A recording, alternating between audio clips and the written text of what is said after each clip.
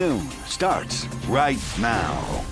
It is another rainy day in the Alamo City, and more scattered showers are in the forecast. But we don't expect to see severe weather, but we are a little worried about flooding, right, Katie?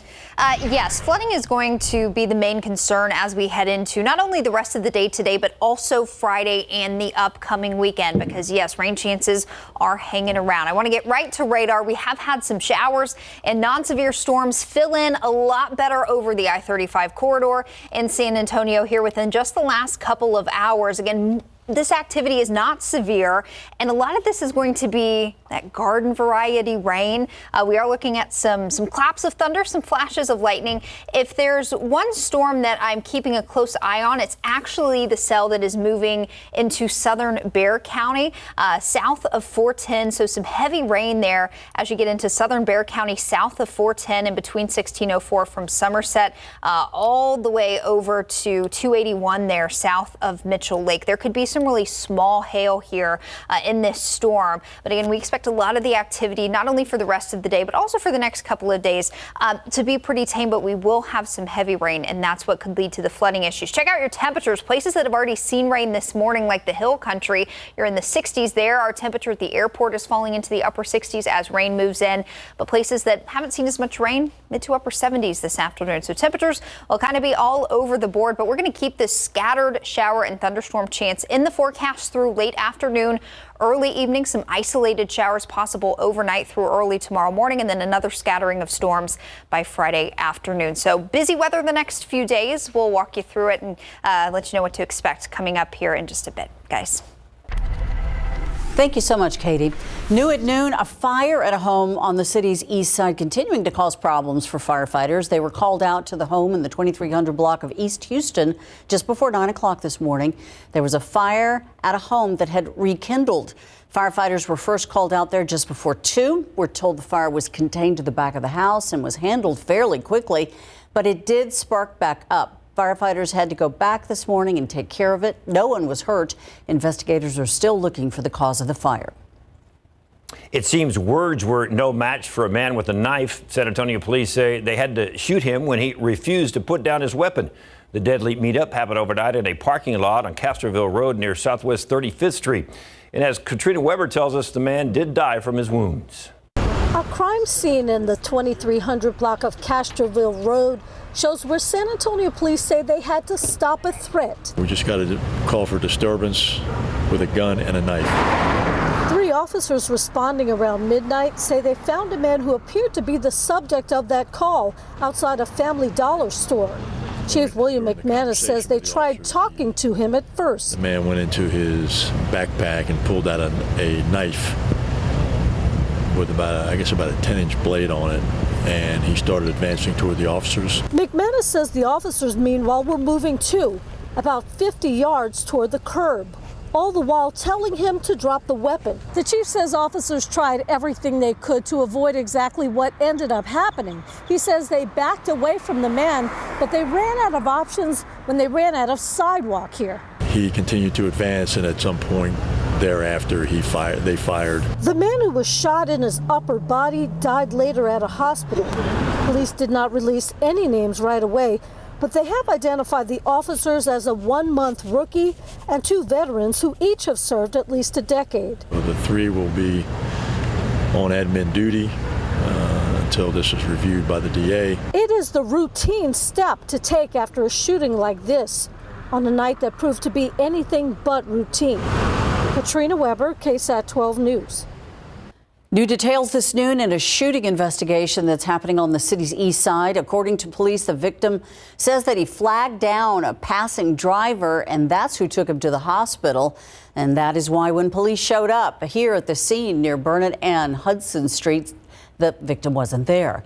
Investigators were called to the area just after 10 o'clock last night after someone reported seeing a man who looked like someone had shot him. Police eventually found the victim. They were at Bamsey. Officers say that he was shot in the back and in the hand, but he would not give them any information about the shooting. A woman is dead after being hit by a driver. All happened just after 2 this morning on State Highway 151 near Wiseman Boulevard. And this noon, San Antonio police still have not found the person responsible. Stephen Cavazos went back to the scene as officers continue to look for that driver.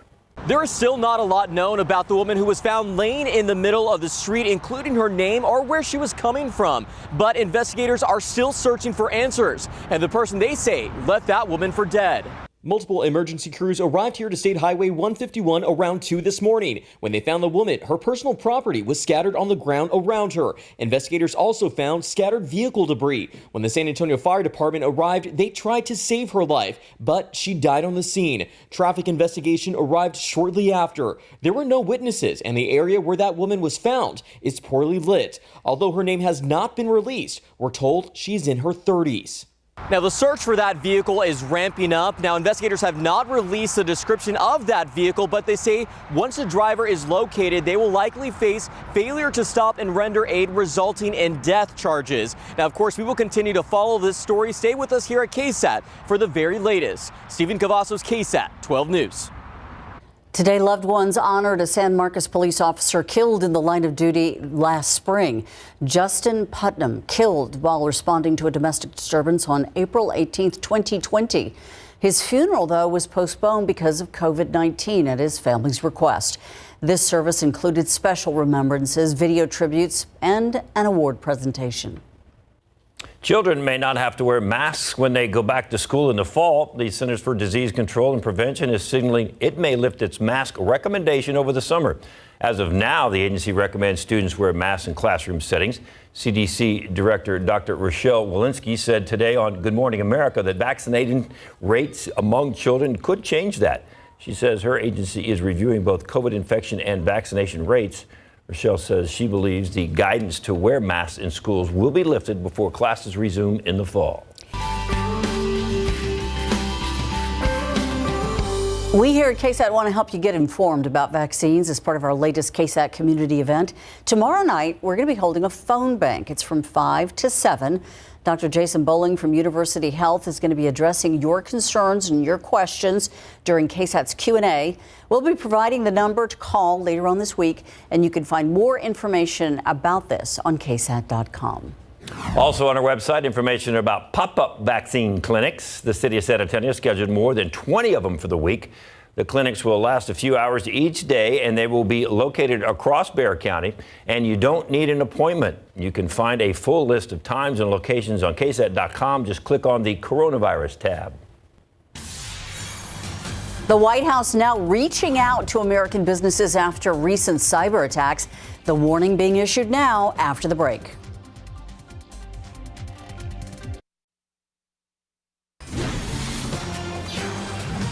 After an uptick in high-profile cyber attacks threatening to derail the country's infrastructure, the White House released a new memo this morning to private businesses, urging them to take immediate steps to shore up their digital defenses.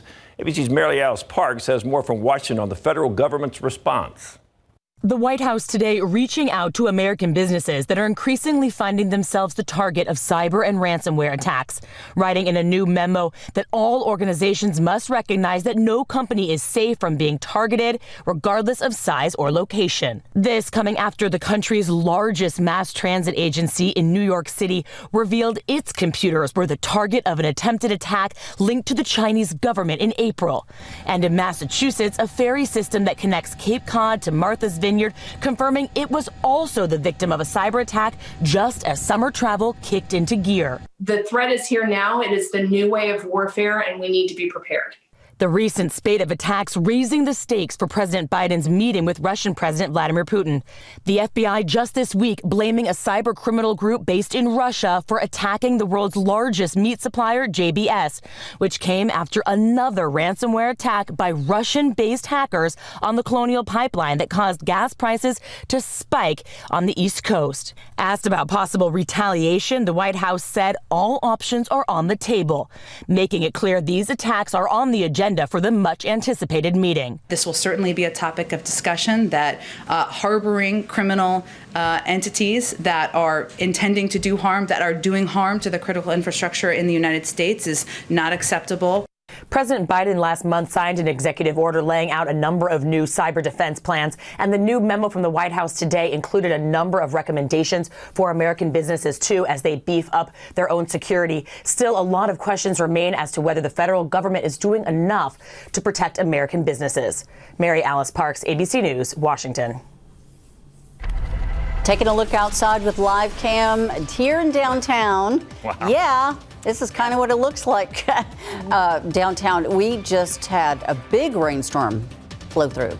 We've got a strong storm, southern half of Bexar County, that's slowly drifting north. So this is going to affect a good portion of San Antonio and Bexar County over the next hour or so. I'll be here to walk you through it, and we'll check on that storm on radar coming up shortly. The aquifer today is down 0.2 of a foot, but we have had some healthy rain over the aquifer recharge zone. So that is some good news, and we should see that change reflected tomorrow. Today, mold is high. I expect it'll be even higher tomorrow because of what's going on outside right now. A live look at radar in your forecast coming up.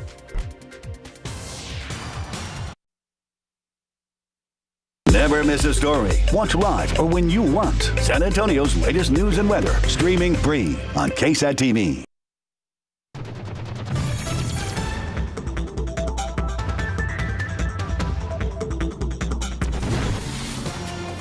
We took that city cam shot a while ago, couldn't see hardly anything. Yeah, I don't know if it's because the lens was foggy from all the humidity or if it was truly raining on CityCam. I think it's raining. It's just that I think that rain is just that heavy. Yes, very heavy rain over the southern part of Bexar County. And really any rain that falls, not only today, but the next few days could be quite heavy. So I want to show a different view of live cam here. This is over by the airport, but really heavy rain coming down. And I wanted to show this shot because with heavy rain in the forecast over the next few days, our big concern as far as any severe weather goes is going to be for flooding because our ground is already so saturated. It was such a rainy May. So flooding could be a concern over the next few days. We could see some isolated flooding issues. So just know over the next few days, you may have to drive through some heavy rain. Be ready to slow down, be careful out there, and keep your eye out for any high water spots. Again, next couple of days, today included, severe weather threats will be lower as far as the hail and wind go. That doesn't mean we're not going to have any hail. In fact, I think we've got some small hail going right now. But because our ground is so saturated and because any rain over the next few days could be quite heavy, flooding will kind of take the reins as far as severe weather over the next few days. So of course, I want to get you the very latest on what's going on out there right now. Likely starting to hear some thunder. We've had a broken line of storms that was up in the hill country this morning, and now more of these downpours are popping up over San Antonio and Bexar County. This cell right here, southern half of Bexar County, south of Highway 90, is kind of the strongest cell that we have going out there right now. We've got really heavy rain, some flashes of lightning, but these storms aren't terribly organized. They don't have a lot of structure to them, so that's why there's no big concern for damaging winds or large hail. But I do want to quickly check on this feature. We have the threats feature, which breaks down for us where we could have some damaging winds. Not seeing any of those red or yellow colors. That's good. But it also shows us where we could have some small hail. And I am starting to see some of that purple show up in southern Bexar County. So haven't seen any reports of hail out of this part of town just yet. But anywhere from far southern Bexar County, 1604, Somerset, all the way up to Calaveras Lake, there could be some small hail here. Radar is also detecting some of that in northern Atascosa County. There north of Poteet. Also can't rule out maybe a little bit of small hail near Lavernia. So we could see a little bit of small hail, but it won't be big enough to be damaging. Mainly just looking at torrential rain here. Anywhere you see the red here on radar, that is really, really heavy rain, and that is not fun to drive in for sure. Also a stronger cell north of Pearsall there, dropping some heavy rain. Elsewhere across the area, a few little spotty downpours starting to develop now off further to the east over some of our southeastern-most counties. Up in the hill country, you had the stronger storms this morning. Now really just left with some good lingering rainfall, and we'll continue to see these showers and storms hang around for the rest of the day today. So something to keep in mind if you're going to be out and about later this afternoon into this evening. FUTURECAST showing that as we head into the afternoon, a lot of this activity will start to move east of I-35 for some of our southeastern-most counties, but we could certainly have some lingering showers in and around town through this evening, even into the overnight hours. We're going to carry a chance of some isolated showers and non-severe storms overnight through early on Friday morning.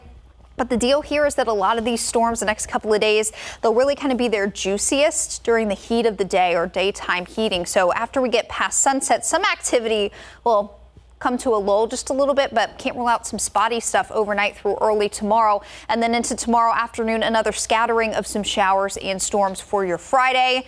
You guessed it, we'll have a chance of rain into Saturday as well. So for the rest of your Thursday, scattered showers, storms possible through late afternoon, early evening. As we get past sunset, we'll start to see activity wind down.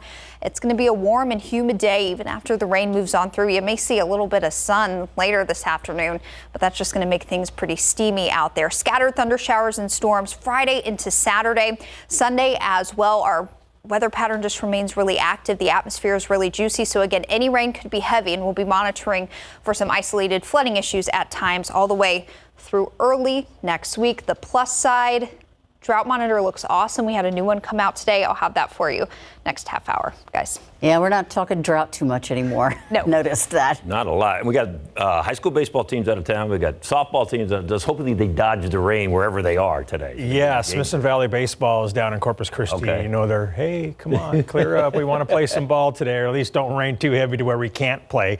Smithson Valley is in the 6A regional finals tonight. They got a great send-off, though, before heading to Corpus. And the Hennis softball finished second in state, and as you know, that is never easy. Coming up.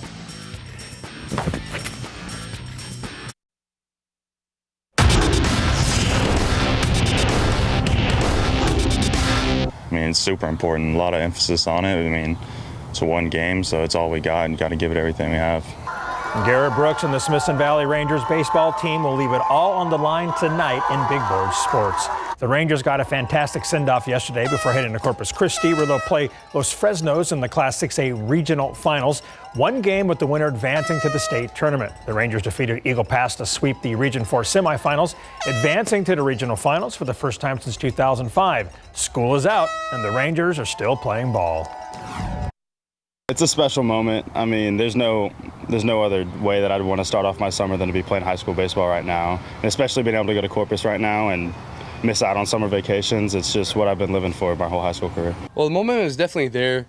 You know, we did have some tough series, but we did pull through. You know, that's a team like this. We always have momentum going in, and we always have momentum going out, so that's how it is. We know that, I mean, they play one games every series in playoffs for the most part, and they have one pitcher who's been locking it down for them, and we know we're going to face him, so we got to be prepared for that. Smithson Valley is scheduled to play Los Fresnos today at 4 p.m. from Cabinets Complex in Corpus. In Class 2A Region 4 finals, Shiner beat Sabinal 5-1 yesterday, so Game 2 is scheduled for today in Jourdanton. Turning to softball, the Hennis bid for back-to-back state championships came up short yesterday, following a Dodge City 8-4 in the Class 1A final played at McCombs Field in Austin. The Cowgirls trailed 8-1 after 4 innings, but fought back with 3 runs in the 6th and 7th, just never giving up. The lone senior on the team, Natalie McFadden, was asked to hold the runner-up trophy, a bittersweet moment for her. That's when I lost it. That's when I broke down. It meant a lot because I'm the only one here. I'm the only senior. It's only me, and it's my last ride. And to hold this one more time, it's pretty great. Classy young lady handling the loss with grace, as did the entire squad. The Hennis expects to contend again next season. Tomorrow at 4 p.m., the Judson Rockets softball team will play the Rockwall Lady Yellow Jackets in the Class 6A state semifinals from McCombs Field in Austin. The Rockets are 34-2 and looking for more against a tough team from the Dallas area. The winner of this one-game playoff will advance to the 6A state championship game. Former UTSA head football coach Larry Coker is one of 7 coaches who are on the 2022 ballot for induction into the College Football Hall of Fame. Coker was hired as the first head football coach in UTSA history on March 6, 2009, and he started the program from scratch. After a practice season in 2010, the Roadrunners kicked off their first ever football season with a 31-3 defeat of Coker's alma mater, Northeastern State, in front of some 56,000 fans in the Alamo Dome, where the Roadrunners averaged more than 35,000 fans in their inaugural season. Under Coker's guidance, the Roadrunners doubled their wins in their second season to 8-4. Before his run at UTSA that ended in 2015, Coker was the head coach of the Miami Hurricanes from 2001 to 2006, where he won the national championship in his first year and was named National Coach of the Year twice in both 2001 and 2002. Seems like a long time ago, and then it seems like yesterday. It does, right? Got that program started. Yep. Yeah, got off to a good start, though, that's for sure. Thanks, Larry. Graduates in Ohio got a special surprise during their ceremony. What had them jumping for joy? Coming up in the next half hour. And meteorologist Katie Blake is tracking rain in the area. Matter of fact, right outside our doors, some thunder and some rain. She's got the latest for you. Coming up after the break.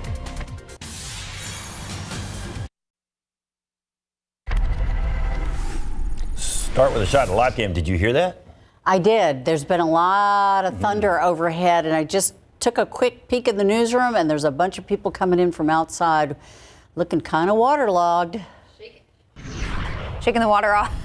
Yes, we've got very heavy rain falling across a portion of the city and the county. As of about 10 o'clock this morning, rainfall was really just confined to the hill country, but since then it has filled in nicely over the I-35 corridor and other portions of the KSAT viewing area. The strongest thunderstorm cell that we have out there still is not severe. I want to continue to kind of reiterate that. We do not expect much, if anything, in the way of severe weather today, aside from some flooding issues that could start to develop as some of this really heavy rain begins to pile up here. But some very, very heavy rain all the way from the Bear-Atascosa County line up through a portion of Elmendorf, even extending now to Livonia and up near Schertz as well. Essentially, anyone that is south of 1604 in northern Bexar County is really seeing some heavy to moderate rain settle in now. We've got some flashes of lightning down there in southern Bexar County as well, and potentially even a little bit of hail. I want to check on that really quickly and see maybe how that has changed. We'll go to our threats feature here. So anywhere you see purple,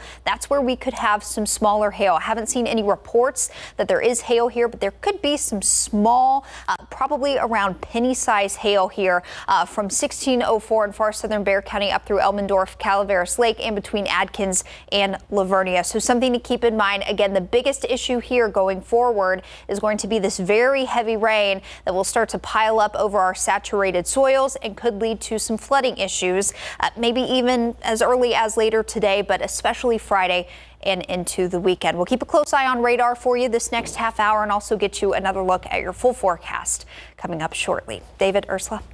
Thank you, Katie. The number of Americans seeking employment, unemployment benefits that is, has now fallen for the fifth week in a row. In fact, it's hitting a new pandemic low.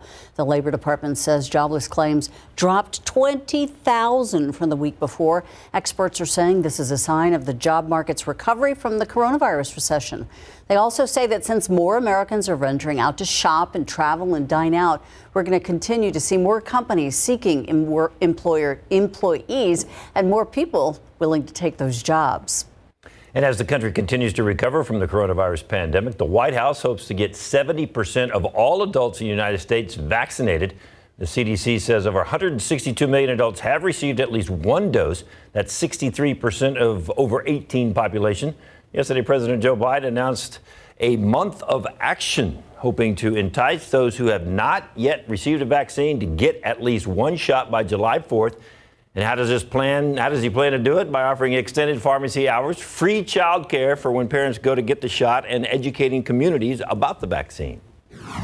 We're announcing a month-long effort to pull all the stops to free ourselves from this virus and get to 70% of adult Americans vaccinated. As part of Vice President Kamala Harris will travel across the country, try to reach millions of Americans who have not yet received their COVID vaccine and encourage them to get the shot. The state of Kentucky now suing pharmacy store chain CVS, accusing the company of fueling America's opioid crisis. That lawsuit alleges its pharmacies purchased more than 151 million doses of oxycodone and hydrocodone between 2006 and 2014. It says that CVS knew the severity of the epidemic because it's both a retailer and a distributor. CVS says it'll defend itself against the Kentucky lawsuit, saying that the opioid manufacturers and the physicians who prescribed those drugs are who are responsible. Looking now at the disturbing video from police shootout involving two armed children. ABC's Rena Roy tells us the boy and girl allegedly opened fire on deputies after running away from a foster home. Appears the female has a long gun pointed toward me. A Central Florida police officer ducking for cover behind a tree as a 12-year-old boy and 14-year-old girl opened fire from inside a house. Don't let me do this. This deputy body camera footage showing this stunning standoff unfolding Tuesday evening. Police say the kids ran away from a children's group home, breaking into a house and stealing the homeowner's shotgun, AK-47, and 200 rounds of ammo. The sheriff's office says they refused to surrender. The standoff lasting more than 30 minutes. The girl then exiting the garage, firing the shotgun in the officer's direction. They shot back, striking her. Helicopter footage showing bullets fly. Then they approached to offer medical assistance. Come on, sweetie, what's your name? The boy coming out with his hands up. They did everything humanly possible not to engage them because they were juveniles. They took gunfire. Once in custody, authorities say the boy told them that the girl said, "I'm going to roll this down like GTA," referring to the video game Grand Theft Auto. The girl's father, who currently does not have custody, telling ABC's WFTV he's in shock. I can't believe that my daughter had a shotgun and she was shooting at deputies. The girl is reportedly in critical but stable condition. The sheriff says all of this could have been avoided, saying the juvenile justice system is broken and that there needs to be change, calling the whole situation tragic. Rena Roy, ABC News, New York. Meantime, students at a graduation ceremony in Ohio couldn't wait to celebrate. And it's not just because they were graduating. The big surprise delivered by the school's president, that's coming up. And the Astros are looking for a sweep against Boston. Larry Mears with that coming up in a few minutes in sports. Graduates in Austin had an unforgettable graduation held in the dark. We'll show it to you.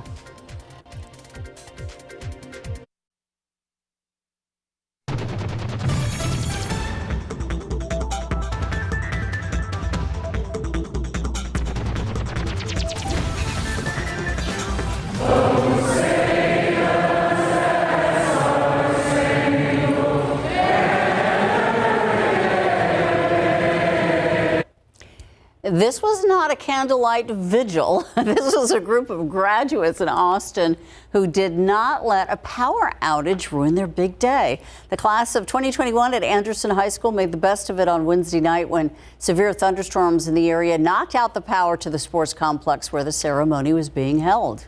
There was some ambient light, courtesy of everyone's cell phone flashlights, and school officials refused to give up. They used a megaphone since the sound system wasn't available. The principal's message to the graduate probably changed. During this ceremony, he said, quote, "We can persevere through anything." And graduates at the University of Ohio also got a big surprise at their ceremony. The school's president announcing that their student loans would be forgiven. As CNN's Jeannie Most reports, grads couldn't wait to celebrate. It was already pretty joyful. Put your hands together. Look at me. But what is it that made it maybe the best commencement speech ever? Here at Wilberforce University, an historically black school in Ohio, there was the usual pomp and circumstance. The usual squeals as degrees, Kiana Briscoe, were handed out. And there's always at least one showboater making an exaggerated entrance to pick up his diploma. But it was what the president of Wilberforce University took away that took their breath away. We wish to give you a fresh start. So therefore, the Wilberforce University Board of Trustees has authorized me to forgive any debt. Student loans owed to Wilberforce were simply erased. Grads Tyler and Taylor Thompson, twins, had twin reactions. It was very heartwarming because now we can actually clear our minds and actually focus. It makes me want to do more actually now that I know I don't have to worry about it. Any federal, state, and private loans won't be wiped out. But Wilberforce got over $375,000 from groups like the United Negro College Fund to pay off debt the graduating class owed to the university. Your accounts have been cleared,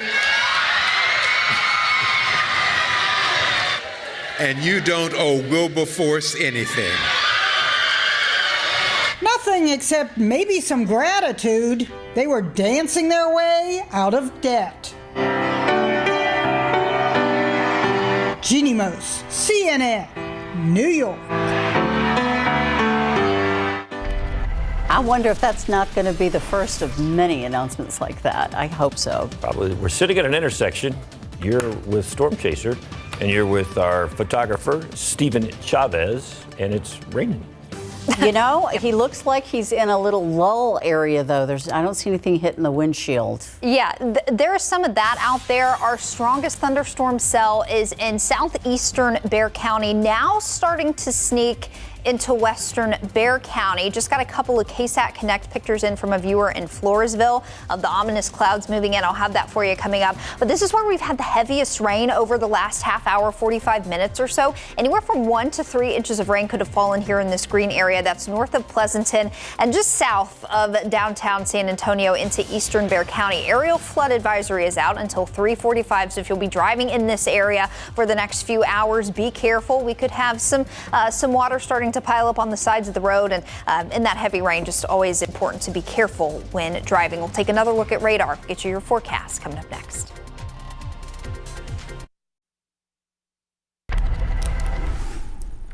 We are looking now at Storm Chaser that's heading south toward the south side of Bexar County, where the bulk of the storm is. Yeah, Katie's been talking about that big storm down there. We're going to find out if those windshield wipers are any good in a minute. Yeah, around here, it's not so bad, but the further south you go, I guess it's more severe.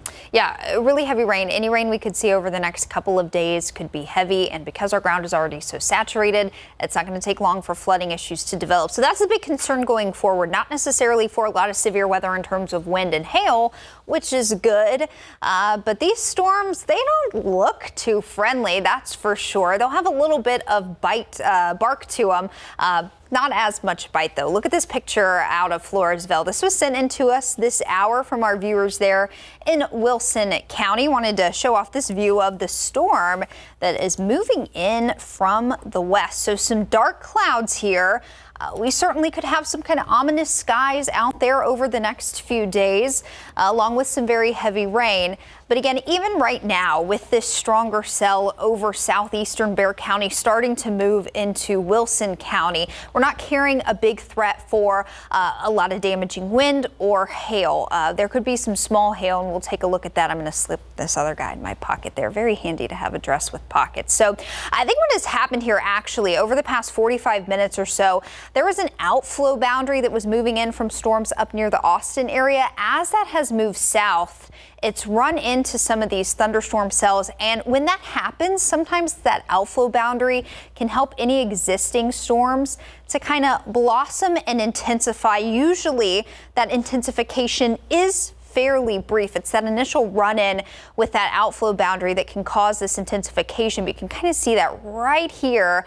And then off to the east and through a portion of Wilson County, we're starting to see some additional thunderstorm development, even as far east as Yorktown and just off to the west of Cuero there. So we've got a good amount of activity out there at this hour. The storms that were up in the hill country this morning, now you guys are really just left with some light to moderate rainfall. The heavier rain is anywhere you see the red color. That's from Medina County through a good portion of Bexar County and down to the south, Pearsall, Dilley, just north of Pleasanton there. And as I mentioned, starting to fill in off to the east of 35 as well. So I want to reiterate, none of this activity is severe. We have no severe weather warnings or watches in place, so I want to put your mind at ease there. But this is definitely some torrential rainfall that is going to be heavy. We've got some lightning strikes there as well. I'm actually going to turn off the lightning so that we can look at another feature here in this thunderstorm. We've been looking this hour at the threats.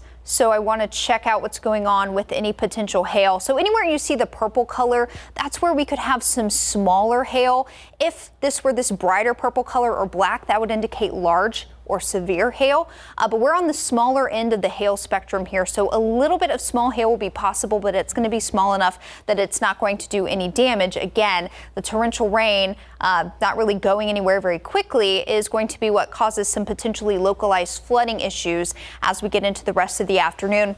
And we do have that aerial flood advisory that will be in place for southeastern Bexar County and a portion of Wilson and Atascosa counties until 3:45. So FUTURECAST continues to pace this activity through as we get into the afternoon and early evening hours. So even after the heavy rain ends, we could have some lingering light to moderate rainfall through late afternoon, early evening. A lot of this activity is expected to fizzle out after sunset, but I'm going to keep in a chance of some isolated showers and non-severe storms overnight through early on Friday. Kind of similar to today, we'll see some activity bubble up during the daytime heating hours tomorrow, anywhere from late morning into the afternoon. So for the rest of your Thursday, some scattered showers, storms will be possible. If you're going to be out on the roads, take it easy. The roads will be damp, and that heavy rain is certainly a nuisance to drive through, so take it easy out there. Temperatures will vary depending on when you saw some rain. If you saw some rain earlier in the day, you may have a chance to jump back into the upper 70s and low 80s. So I know the rain is becoming a bit of a nuisance. What I want to show you quickly, though, yeah, blink and you miss it. I want to show this again. This is the drought monitor from 5 weeks ago today. This is today's. This rainfall has almost completely wiped out our drought. I know we're kind of sick of it at this point, and it's going to linger through the weekend, but at least it's helped us out with our drought situation as we head into the summer months. We'll be here to keep you updated over the next few days as these rain chances hang around, guys. Thank you, Katie. We also are getting some reports we're going to try to confirm of some dangerous lightning strikes and potentially wind on the south side of town, and we'll bring you an update if we can get that information to you. Larry Mears coming up with sports. Mavs and Astros next. After a subpar stat line in Game 4, the Mavs' Luka Doncic responded last night with killer numbers in Game 5 against the Los Angeles Clippers. Luka shot 50% from three-point range, making 6 of 12 from on the arc. Many of those step back. He was definitely feeling it, and the Mavs needed his production. Third quarter, the Mavs are on the fast break. The ball will go up to Luka for an alley-oop layup. He had 42 points, 8 rebounds, and 14 assists to pace the Mavs. Still, this game went down to the final seconds. Clippers down 3, Kawhi for the tie, and he puts up an air ball. Mavs win in Los Angeles 105-100, taking a 3-2 series lead. And Luka, well, he wasn't impressed with his numbers. I mean, I could have played way better, you know. I missed a lot of shots, some layups that I shouldn't make. But it wasn't just me, man. It was the whole team, the energy. Doro was unbelievable. DP, Dwight Powell with his energy, KP with a big shot, Timmy with a big shot, you know. And the whole team was just there bringing up the energy. Mavs will look to close out the Clippers tomorrow night at 8 in Dallas. Allergies led to a restless Tuesday night for Utah Jazz guard Donovan Mitchell, but that didn't slow him down from a big Game 5 to close out the Memphis Grizzlies last night. Mitchell scored 26 of his 30 points in the first half, helping the Jazz build a comfortable lead against the rising Grizzlies. And check out this first half buzzer beater 3 ball was nothing but net from Mitchell. He made 5 of 8 3-pointers, grabbed 6 rebounds, and passed out 10 assists. Jazz center Rudy Gobert had 23 points and 15 boards. Jazz win Game 5, 126-110, taking the series 4-1. They'll next face the winners of the Clippers and Mavericks. Jordan Clarkson, seen right there, scored 24 off the bench for Utah. Hawks at the Knicks. After the halftime buzzer, the Knicks' Julius Randle tossed the ball down at Trae Young while he was on the floor, and then while walking to their respective locker rooms, the Knicks' Nerlens Noel gave him a little shoulder shove as they passed, and that fired Trae up because Young responded by sending the Knicks home in the second half, taunting them every step of the way. He would score 22 points in the second half and was letting Knicks fans and players know it. He shushed, winked, shimmied, and he even took a bow as the Hawks got their lead as high as 19 points on their way to eliminating the Knicks in Game 5. He scored 36 points to go with 9 assists. Hawks roll up Madison Square Garden 103-89 and will face the top-seeded 76ers in the Eastern Conference semifinals. And one more score from the East. The Sixers beat the Wizards last night, 129-112, to win that series 4-1. And again, they'll face the Hawks now in the next round. Time to play ball. Houston Astros hosting Boston at Minute Maid Park. The Astros tied the game at 1-1 on this sac fly in the bottom of the first.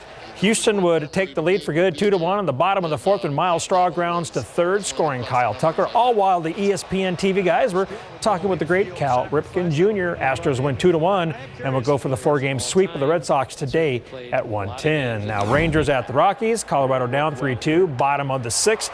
2 on for Raimel Tapia, who sent it to shallow center, but Adolis Garcia can't make the catch.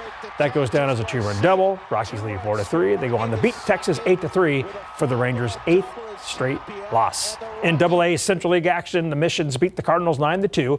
They hit a season-high 3 home runs, including their first grand slam of the season. The long ball always helps. This is already August for the Rangers. Yes. Bad, real bad. They're getting ready for Fiesta over at Market Square. Mike and Fiona standing by. Let's hope they're dry. Yes, we are. Yes, we are. And things are getting leathery on today's show. Yes, indeed. And Brad Hammond's Left Foot Leather is going to show us how to do some handcrafted fine leather goods, right? Yeah, we're going to try. And it involves stitching, cutting, and you said sanding too? Yeah, we do a little sanding as well. Really? What do you sand, the edges? Yep. Okay, so just, something like that if you get it all stitched together? And, yeah, exactly. Okay, and if you wanted to custom order some of these things, he has got that. And again, there's nothing like the handcrafted artisan craft work. Speaking of which. Oh, yes. Well, Fiesta is almost here.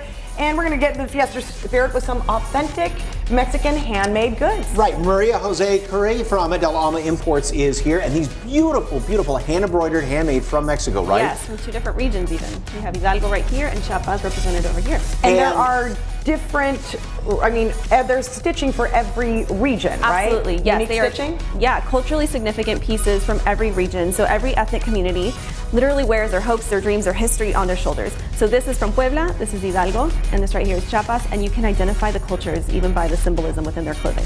That's fantastic. And you even symbolizes some of the agriculture that they do and things like that. Hey, Bob Saget, from Full House, but he's also a comedian.